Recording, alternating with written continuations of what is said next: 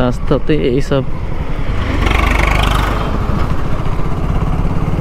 মাটি বোঝায় ট্রাক্টরগুলো চলার কারণে রাস্তাঘাটের এই সমস্যা, এই যে মাটিগুলো পড়ে গেছে। এবার আস্তে আস্তে এগুলো গলে গিয়ে রাস্তায় কাদা তৈরি হবে।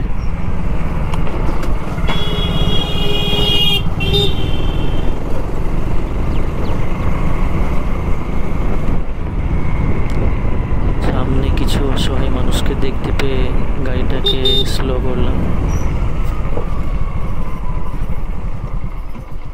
আসসালামু আলাইকুম। ভালো আছেন? কি করছেন? গায়ে বেরিয়েছেন? কোথায় বাড়ি? ওই কুচবিড়িয়া। ছেলে মেয়ে কজন? ছেলে আছে। হ্যাঁ, কখন বেরিয়েছেন? খাওয়া দাওয়া কিছু করেছেন? প্রত্যেক দিন এভাবে নাকি? সব আপনাকে দেখতে হয় সংসার?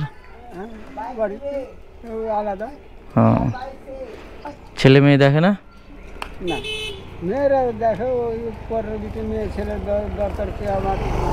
হ্যাঁ, বুঝতে পারছি। সে তো অবশ্যই। খারাপ বলেন না ভালো বলেন, যেমন তাই বলেন। নামাজ টামাজ পড়েন? নামাজ পড়েন?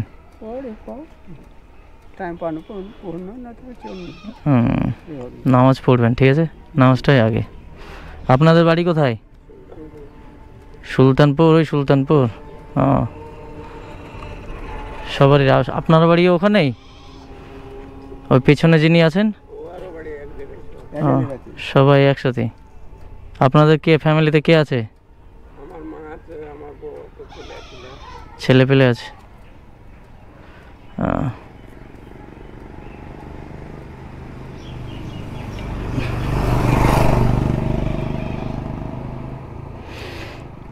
আপনাদের সকলকে আমি 200 টাকা করে দিচ্ছি, ঠিক আছে? একটু নিয়ে নেবেন। ভাগ খুচরো আছে?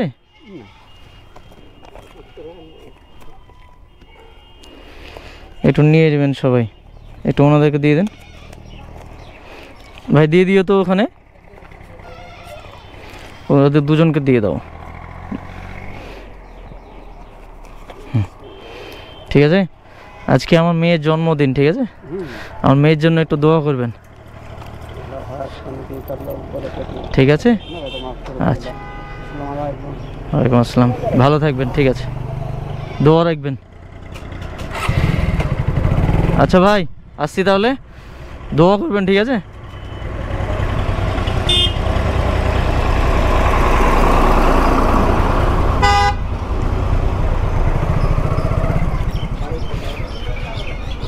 দোয়া করবেন, ঠিক আছে? আমার বাড়ি ভগবানগুলা বাড়ি। দোয়া রাখবেন, ঠিক আছে? আজকে আমার মেয়ের জন্মদিন, ওই জন্য আমি আজকে বেরিয়েছি, ঠিক আছে? ভালো থাকেন, থাকো ভাই।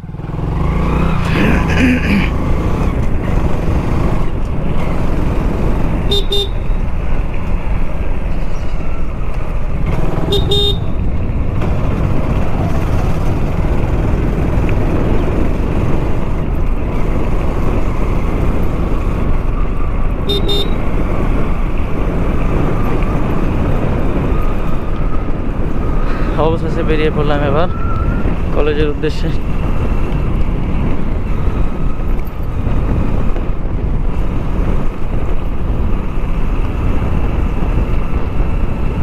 এইসব অসহায় মানুষগুলোকে দেখলে আমার সত্যি খুব মায়া লাগে।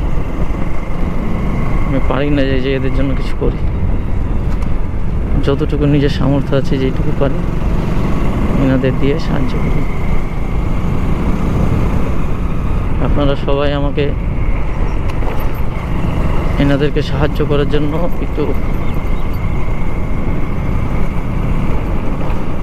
সহযোগিতা করবেন, যেন আমি এনাদের পাশে সারা জীবন থাকতে পারি এবং এনাদেরকে সারা জীবন যেন এইভাবেই অল্প অল্প করে সাহায্য করতে পারি।